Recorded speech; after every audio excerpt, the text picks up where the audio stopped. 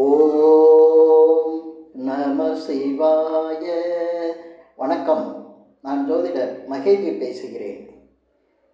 ஜாதகத்தில் செவ்வாய், சூரியன், குரு இந்த 3 கிரகத்தில் ஏதாவது ஒரு கிரகத்துக்கு லக்னத்துக்கு பார்வை இருந்தால் நிச்சயமாக அவர் கோடீஸ்வரராகவும் வாழ்க்கையில் ஒரு உச்ச நிலைக்கும், அதாவது அவர் வாழ்க்கை ஜெயிச்சிடும். அவர் வாழ்க்கையில் ஒரு மிகப்பெரிய ஒரு அந்தஸ்தோட புகழோட தான் இருப்பார்.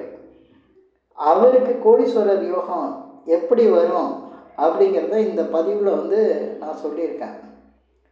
இப்போ இந்த ஜாதகத்தில் லக்னத்துக்கு செவ்வாய், சூரியன், குரு இந்த மாதிரி பார்வை இருந்தால் அவங்க வாழ்க்கை சிறப்பாக இருக்கும், கோடீஸ்வரர் யோகம் அப்படின்னு சொல்லி நிறைய வீடியோலாம் வருது. நானும் நிறைய பதிவுகள்லாம் பார்த்துருக்கேன். ஆனால் செவ்வாய், சூரியன், குரு இவங்க லக்னத்தை பார்த்துருந்தா கோடீஸ்வரர் யோகம் அப்படின்னு சொல்கிறாங்க. ஆனால் அதுக்கான விளக்கம் யாருமே சொல்லலை. அது ஏன் செவ்வாய், சூரியன், குரு இவங்களுக்கு மட்டும் லக்னத்தை பார்த்தா கோடீஸ்வரர் யோகம், அவங்க வாழ்க்கை சிறப்பாக இருக்கும், அவங்க வாழ்க்கை ஜெயிச்சிரும் அப்படின்னு சொல்கிறாங்க. அதுக்கு காரணம் இருக்குது. அதை பற்றின தெளிவான விளக்கம், அதோட அந்த மாதிரி இருக்கிற அந்த பார்வை இருக்கிற ஜாதகருக்கு எப்போ இந்த மாதிரி கோடீஸ்வரர் யோகம், வாழ்க்கையில் ஒரு உயர்ந்த நிலை, அந்தஸ்து, புகழ், கௌரவம்லாம் வரும் அப்படிங்கிறத இந்த பதிவிலே சொல்லியிருக்கேன். அதே போல் இந்த கிரகங்கள் செவ்வாய், சூரியன், குரு இந்த கிரகங்கள் எந்த அளவுக்கு பலனை தரும், அதுலேயே சில பாதிப்புகளும் இருக்கும். அது எப்படி இருக்கும் அப்படிங்கிறதையும் இந்த பதிவில் சொல்லியிருக்கேன். அதே போல் ஒருவேளை ஒரு ஜாதகத்தில் செவ்வாயோ, குருவோ அல்லது சூரியனோட பார்வையோ லக்னத்துக்கு இல்லைன்னா, அந்த இல்லாத ஜாதகங்கள் அப்போ அந்த ஜாதகத்துக்கு அந்த யோகம் இல்லையா அப்படின்னு கேட்க வேணாம். அதுக்கு ஒரு தனிப்பட்ட விஷயங்கள்லாம் நிறைய இருக்குது. ஆனால் இந்த பதிவில் நான் சொல்கிறது, செவ்வாய், சூரியன், குரு இந்த 3 கிரகத்தில் ஏதாவது ஒரு பார்வை லக்னத்துக்கு இருந்ததுன்னா நிச்சயமாக அவங்களுக்கு வாழ்க்கையில் கோடீஸ்வர யோகம், மிகப்பெரிய அதிர்ஷ்டகரமான வாழ்க்கை அவங்களுக்கு கிடைக்குது. இப்போ செவ்வாய்க்கு பார்த்திங்கன்னா 3 பார்வை இருக்கும். 4ஆம் பார்வை, 7ஆம் பார்வை, 8ஆம் பார்வை. இந்த 3 பார்வையில் எந்த பார்வை லக்னத்துக்கு கிடைச்சா கூட அந்த ஜாதகரை பார்த்திங்கன்னா மிகப்பெரிய உச்சத்தில் இருப்பார். நல்ல ஒரு வாழ்க்கை அமைஞ்சிருக்கும் அவருக்கு. அமையாதவங்களுக்கு எப்படி அமையுங்கிறது அதையும் சொல்லிடுறேன். அதே போல் சூரியனுக்கு 7வது பார்வை இருக்கும். அவர் 7ஆம் வீட்டில் இருந்தால் லக்னத்தை பார்ப்பார். அப்படி இருக்கும்போது தான் அந்த ஜாதகருக்கு கோடீஸ்வரம் தான் நல்ல ஒரு புகழ், அந்தஸ்து, கௌரவம். இதில் புகழ், அந்தஸ்தெல்லாம் கிடைக்கிறவங்களுக்கு எப்படியாவது பணம் கிடைச்சிருது. பணம் இருக்கிறவங்களுக்கு புகழ், அந்தஸ்தெல்லாம் கிடைச்சிருது. அதனால தான் நம்ம இதை போட்டு குழப்பிக்க வேணாம். பெரும்பாலும் பணக்காரர்களுக்கு பாருங்கள் புகழ்லாம் இருக்கும். அதே போல் நல்ல அந்தஸ்தில் கௌரவமாக இருக்கவங்கள்ட்ட பணமும் அதிகம் இருக்கும். எங்கேயாவது சில மாற்றங்கள் தெரியும். நம்ம அதையும் வச்சு பேச வேணாம். குழப்பம்தான் வரும் அதெல்லாம் பேசினா. ஆனால் பெரும்பாலும் 90% இப்போ இந்த மாதிரி தான் இருக்கும். இதுக்கு அடுத்து பார்த்திங்கன்னா குருக்கு பார்வை பார்த்திங்கன்னா 5, 7, 9 இந்த 3 பார்வை இருக்குது. இந்த 3 பார்வையில் ஏதாவது ஒரு பார்வை லக்னத்துக்கு இருந்ததுன்னா நிச்சயமாக அவங்களுக்கு கோடீஸ்வர யோகம் தான். அந்த ஜாதகம் ஜெயிச்சிடும். அந்த ஜாதகம் ஒரு சக்ஸஸ்ஃபுல்லான ஜாதகம்னு சொல்லலாம்.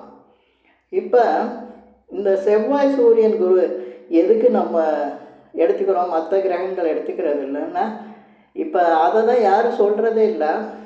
செவ்வாய் பார்த்தா அந்த ஜாதகம் ஜெயிச்சிருவாங்க, குரு பார்த்தா அந்த ஜாதகம் ஜெயிச்சிருவாங்க, சூரியன் அந்த லக்னத்தை பார்த்தா ஜெயிச்சிருவாங்க. அது ஏன் அப்படின்னா, அது காலபுருஷனுக்கு திரிகோணம். அதாவது செவ்வாய்ங்கிறது மேஷத்தோட அதிபதி. மேஷங்கிறது காலபுருஷனுக்கு 1வது வீடு. அதே போல் 5வது வீடை பார்த்திங்கன்னா காலபுருஷனுக்கு 5வது வீடு சிம்மம், அதன் அதிபதி சூரியன். இதுக்கு அடுத்து காலபுருஷனுக்கு 9வது வீடு தனுசு, அதோட அதிபதி குரு. இந்த 1, 5, 9 வச்சு தான் சொல்கிறது எல்லோரும் சொல்கிறாங்க. செவ்வாய், சூரியன், குரு, இதில் ஏதாவது ஒரு கிரகம் லக்னத்தை பார்த்தா, அதாவது சூரியனுக்கு மட்டும்தான் 7வது பார்வை, மற்றபடி செவ்வாய்க்கோ குருவுக்கு 3 பார்வை இருக்கும். இவங்க வந்து லக்னத்தை ஏதோ ஒரு பார்வையில் பார்த்துட்டாலும் அந்த ஜாதகருக்கு அந்த மாதிரி யோகம் வரும். இதில் ஒரு தெளிவான விளக்கம் சொல்கிறேன். இப்போ சூரியன் வந்து ஒரு லக்னத்தை பார்க்குறாருன்னா ஒரு 7ஆம் வீட்டிலேருந்து பார்த்துருவார். அது பிரச்சனை இல்லை. ஏன்னா சூரியனுக்கு ஒரே வீடு இருக்குது, சிம்ம வீடு. அதுக்கு 2 ஆதிபத்தியம் கிடையாது. ஆனால் இப்போ செவ்வாய் சொல்கிறேன்னு வச்சுக்கோங்களேன், செவ்வாய்க்கு வந்து 1ஆம் வீடு, லக்னத்துக்கு 1ஆம் வீடு இருக்குது, 8ஆம் வீடும் இருக்குது. இது செவ்வாய் அது இதில் எதை எடுத்துக்கிறது அப்படின்னு எல்லாருக்கும் குழப்பமாக இருக்கும். செவ்வாய் வந்து 1ஆம் வீட்டுக்கு அதிபதி, 8ஆம் வீட்டுக்கு அதிபதியாக வராரு. அப்போ 1ஆம் வீட்டுக்கு அதிபதியாக இருந்து அவர் லக்னத்தை பார்த்தா தானே அவருக்கு புகழ், அந்தஸ்து, தனித்துவம், கோடீஸ்வரங்கள்லாம் வரும். 8ஆம் வீட்டு அதிபதியாக பார்க்கல அவருக்கு பிரச்சனை தானே வரும், தடை, தாமதங்கள், அவமானம் தானே வரும் அப்படின்னு சொல்கிறான். அவன் அது உண்மைதான். அப்போ எப்படி நடக்கும் அப்படின்னா, இந்த செவ்வாய் வந்து லக்னத்தை பார்த்தா அந்த ஜாதகர் முதல்ல வந்து இந்த கஷ்டங்களை படுவார். வாழ்க்கையில் அவர் படாத கஷ்டமே இருக்காது. ரொம்ப அவமானப்படுவார், ரொம்ப கஷ்டப்படுவார், பணத்தடை இருக்கும், கடன் இருக்கும், நிறைய. அவருக்கு என்னென்ன கஷ்டம் வருமோ அதெல்லாம் வரும். ஏன்னா 8ஆம் அதிபதியாக செவ்வாய் இருந்து லக்னத்தை பார்க்கறதுனால இதெல்லாம் இருக்கும். ஆனால் அவர் ஒரு காலத்தில் மிகப்பெரிய மேன்மையான நிலைக்கு வந்துடுவார், கோடீஸ்வரன் யோகமாக வந்துடுவார். இதுதான் வந்து இவர் பட்ட அவமானத்தெல்லாம் யார் யார் இவர் அவமானப்படுத்துனாங்களோ அவங்களே இவர்கிட்ட வந்து வேலை செய்யறதுக்கு இவருக்கு அடிபணிந்து இவருக்கு மரியாதை கொடுக்குற மாதிரி இருக்கும். செவ்வாய் வந்து லக்னத்தை பார்க்குறவங்களுக்கு இந்த நிலைமை, இந்த யோகம் இருக்கும். இப்போ நீங்கள் திரைப்படங்கள்லாம் பார்த்துருக்கலாம், அரசியல்லாம் பார்த்துருக்கலாம். திரைப்படத்துலலாம் முதல்ல ஒரு டைரக்டர் ஒரு நடிகருக்கு வாய்ப்பு கொடுத்துருப்பாரு. அவர் அந்த நேரத்தில் அந்த டைரக்டர் அந்த நடிகரை அவ்வளோ அவமானப்படுத்தியிருப்பார். ஆனால் பின்னால் அந்த நடிகர் பெரிய ஆளாயிருவார், மிகப்பெரிய நடிகராக இருப்பார். இதே டைரக்டர் அவர்கிட்ட போய் உதவி வாங்கிட்டு அவர்கிட்ட அசிஸ்டண்ட்டாக நின்றுட்டு இருப்பார். இதுதான் செவ்வாய் வந்து லக்னத்தை பார்க்குறது. அது ஈஸியாக புரியணுங்கிறதுக்காக நான் சொன்னேன். அரசியலில் கூட நீங்கள் அதை பார்க்கலாம். யாராவது ஒரு சின்ன சாதாரண ஒரு வட்டச் செயலாளராக இருப்பார், அவர் போய் ஒரு அமைச்சர்கிட்ட சேர்ந்து அவர்கிட்ட வேலை பார்த்துருப்பார். கடைசியில் அந்த வட்டச் செயலாளரே முதலமைச்சர் ரேஞ்சுக்கு வந்துடுவார். இந்த அமைச்சரே அவர்கிட்ட இருக்கிற மாதிரி இருப்பார். அது நம்ம இயல்பாக நிறைய இடத்துலையும் பார்க்குறோம். அது இயற்கையிலே பார்த்தாலே அது தெரியும். இதெல்லாம் வந்து செவ்வாய் லக்னத்தை பார்க்குறவங்களுக்கு இருக்கும். முதல்ல வந்து அவங்க ரொம்ப கஷ்டப்படுவாங்க, ரொம்ப அடிபணிஞ்சு இருப்பாங்க, அவமானப்படுவாங்க. அவமானப்படுத்தவங்களே யாரெல்லாம் அவமானப்படுத்தினாங்களோ அவங்கெல்லாம் கடைசியில் இவங்களை கௌரவப்படுத்துவாங்க. ஏன்னா செவ்வாய் தன் அதிகாரத்தை காட்டும். செவ்வாயை பார்த்தாலே எல்லாம் நடுங்குவாங்க. ஏன்னா செவ்வாய் வந்து இவருக்கு லக்னத்தை பார்க்குறதுல, அதனால முதல்ல 8ஆம் அதிபதியாக இருந்து அவருக்கு எல்லா கஷ்டத்தையும் கொடுத்துருக்கோம். அவமானம், எல்லா வித இதையும் கடந்து, கஷ்டங்களை கடந்து இவர் வாழ்க்கையில் ஜெயிச்சிருவார். வாழ்க்கையில் ஜெயித்தவங்கள்ட்ட கோடிக்கணக்கில் பணம் இருக்கும். அதை தான் நான் கோடீஸ்வர யோகம்னு சொல்லியிருக்கேன். இதுக்கு அடுத்து செவ்வாய்க்கு இந்த நிலைமை. இதுக்கு அடுத்து குரு பகவான். குரு சுபகிரகம் தானே, அவர் பார்த்தா ஒன்றும் பிரச்சனை இல்லையா அப்படின்னு நினைக்கலாம். அது தவறான விஷயம். குரு சுபகிரகம் தான். ஆனால் குருவுக்கு 2 ஆதிபத்தியம் இருக்குது. 9ஆம் வீட்டுக்கு அதிபதியாக இருக்கக்கூடியவர் 12ஆம் வீட்டு அதிபதியாகவும் குரு தான் வருவார். குரு பகவான் தான் 12ஆம் வீட்டு மீன ராசி, காலபுருஷனுக்கு 12ஆம் வீடு மீன ராசி, அதோட அதிபதியும் குரு பகவான் தான். அதனால இந்த குரு வந்து லக்னத்தை பார்க்குறவங்க எப்படின்னா, முதல்ல வந்து ரொம்ப விரயங்கள் பண்ணுவாங்க. எந்த தொழிலோ இல்லை எது பண்ணாலும் அவங்க வாழ்க்கையில் விரயமாகவே இருக்கும், முன்னேற்றம் அதிகம் இருக்காது. ரொம்ப கஷ்டப்படுவாங்க, நிறைய லாஸ் பண்ணிட்டு தான் கடைசியில் அவங்க வந்து ஜெயிச்சிருவாங்க, மிகப்பெரிய இடத்துக்கு வந்துடுவாங்க. ஏன்னா 9ஆம் இடம் வேலை செய்யும் அவங்களுக்கு, பாக்கியஸ்தானம். ஒருத்தருக்கு கிரகம் வந்து லக்னத்தை பார்க்குறதுக்கு, இப்போ செவ்வாய் பார்க்குறதுக்கு, சூரியன் பார்க்குறதுக்கு, குரு பார்க்குறதுக்கெல்லாம் பின்னால் அவர் வந்து மிகப்பெரிய ஆளாக வரப்போகிறாங்கிறத அவருடைய புண்ணிய பலம் தான் கிரகங்களை நிப்பாட்டியிருக்கோம். அப்படி நம்ம வந்து கிரகங்களை லக்னத்தை போட்டு பார்க்குறது கிடையாது. அவர் பிறக்கும் போதே அவர் இந்த லக்னத்தில் பார்க்கணும், கிரகங்கள் இங்கே இங்கே நிற்கும். அவருடைய புண்ணிய பலம் அந்த சூரியனையாவது செவ்வாயாவது குருவையாவது நிப்பாட்டி அந்த லக்னத்தை பார்க்க வச்சுருக்கோம். அப்போ அவருடைய வாழ்க்கை நிலையில் இது நடக்கும். இப்போ குரு பகவானுக்கு சொன்னேன், முதல்ல நிறைய லாஸ் பண்ணுவார், நிறைய விரயங்கள்லாம் பண்ணிடுவார். ஆமாம், குரு பகவான் வந்து விரயத்தையும் கொடுக்கக்கூடியவர். அதனால தான் குரு வந்து இப்போ ஏழிலெல்லாம் இருந்ததுன்னா முதல் திருமணம் அவங்களுக்கு வந்து ஏதாவது டைவர்ஸ் ஆகும், பிரிவு வரும்னு சொல்லுவாங்க. காரணம் என்னென்னா இதுதான், 12ஆம் இடத்துக்கும் குரு பகவான் வந்து அதிபதியாக இருக்கார். விரயஸ்தானது ஒரு விரயத்தை அவர் உண்டாக்குவார். அவர் இருக்கிற இடத்துல ஒரு விரயத்தை வந்து உண்டாக்குவார். விரயத்துக்கு அப்புறம் சுபத்தன்மையை கொடுப்பார். குரு வந்து பார்வையில் வந்து குரு பார்க்க கோடி நன்மைம்பாங்க. அவர் பார்க்குற இடத்த வந்து கோடீஸ்வரனாகவும் ஆக்கிடுவார். ஆனால் முதல்ல லாஸை கொடுத்துருவார்.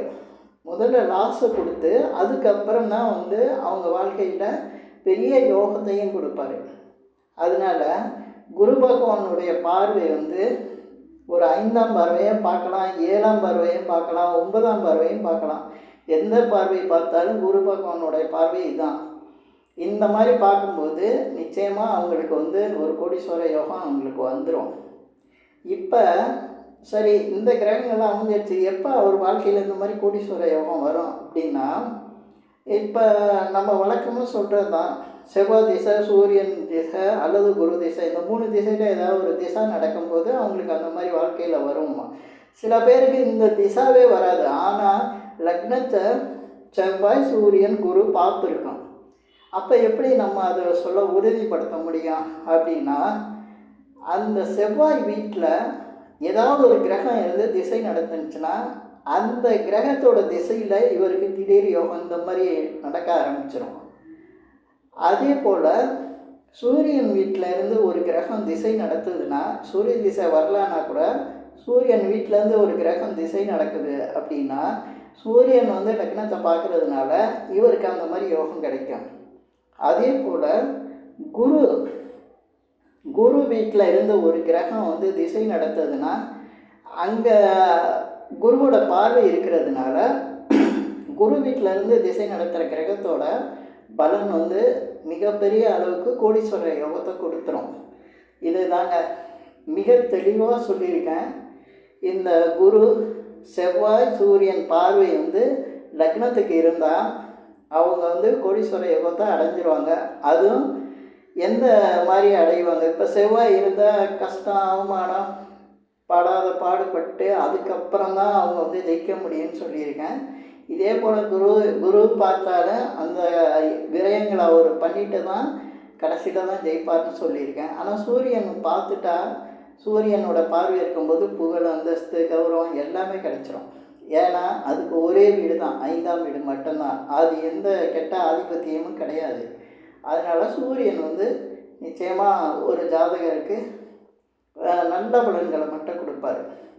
இப்போ இந்த பதிவில் நான் சொல்லியிருக்கிற விஷயங்கள் வந்து கிட்டத்தட்ட வந்து 100% வந்து சரியாகவே இருக்கும். நீங்கள் எப்படி பார்த்தாலும் இந்த பதிவில் நான் சொல்லியிருக்கிற விஷயம் வந்து மிக தெளிவாக சொல்லியிருக்கேன். இப்போ இந்த பதிவில் நான் சொல்லியிருக்கிற விஷயங்கள் வந்து உங்களுக்கு பிடிச்சிருந்தா ஷேர் பண்ணுங்கள், லைக் பண்ணுங்கள். அதே போல் இந்த சேனலுக்கு சப்ஸ்கிரைப் பண்ணுங்கள்.